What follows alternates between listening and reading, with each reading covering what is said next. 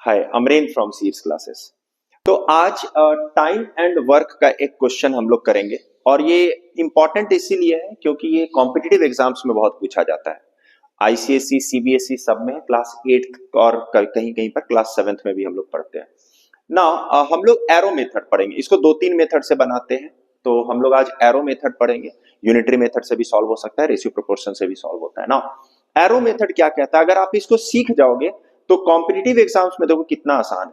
और मैंने इसका सारा रूल बनाया हुआ है क्योंकि आप समझना ज्यादा जरूरी है। देखो क्वेश्चन ऐसा रहता है कि 8 men can dig a field in 14 days working 6 hours a day।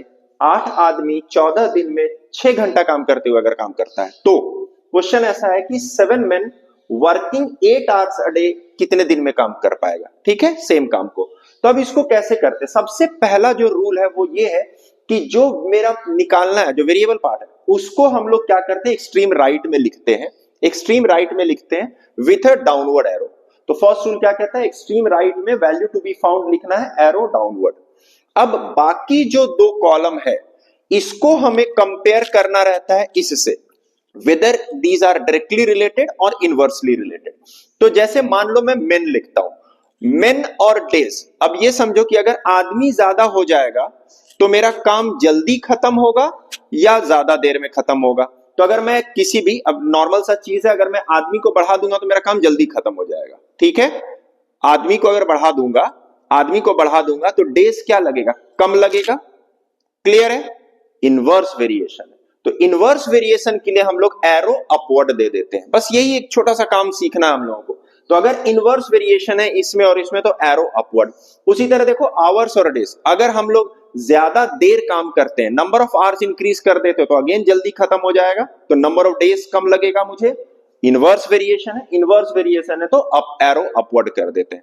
अब रूल क्या है, इसको सॉल्व कैसे करते हैं, सॉल्व ऐसे करते हैं, इसको हम लोग कहते हैं लेफ्ट हैंड साइड, इसको हम लोग कहते हैं लेफ्ट हैंड साइड और इसको हम लोग कहते हैं राइट हैंड साइड। ये मेरा राइट हैंड साइड है। ठीक है, तो वैल्यू ऑन हेड लिखेंगे तो 8/7, तो value on head by tail into जितना लेफ्ट हैंड साइड में 3 से 4 वेरिएबल रहेगा, 3 से 4 कॉलम रहेगा, सब इधर करेंगे 6/8।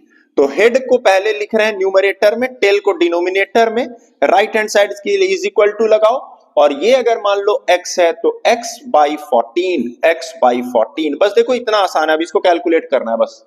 तो हमें ये सीखना है कि इनवर्स वेरिएशन है तो एरो अपवर्ड, और अगर डायरेक्ट वेरिएशन रहता तो मैं एरो डाउनवर्ड देता। अब इसको सॉल्व करते हैं, 14 इधर आ जाएगा, 14 into 8/7 into 6/8 is equal to x।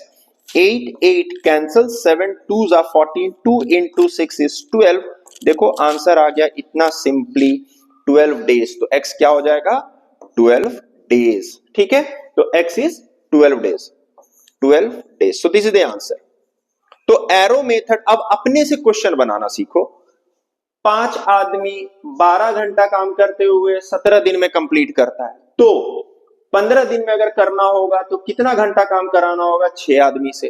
तो जो मेरा वेरिएबल होगा जिसको निकालना होगा मुझे, उसको एक्सट्रीम राइट में लिखेंगे और बाकी दोनों को उससे कंपेयर करेंगे, 2 या 2 से ज्यादा, जितना भी इधर हो सकता है। ठीक है, तो कंपेयर करेंगे और फिर रूल क्या है, value on head by value on tail, left hand side into is equal to हो जाएगा मेरा राइट हैंड साइड, और ऐसे हम लोग इसको सॉल्व करते हैं। ठीक है, प्रैक्टिस करो और ये रूल बहुत अच्छे से समझना। ये समझ जाओगे, क्लास 8 में क्वेश्चन आता है और लोग डरते हैं थोड़ा, तो इसको अच्छे से करो।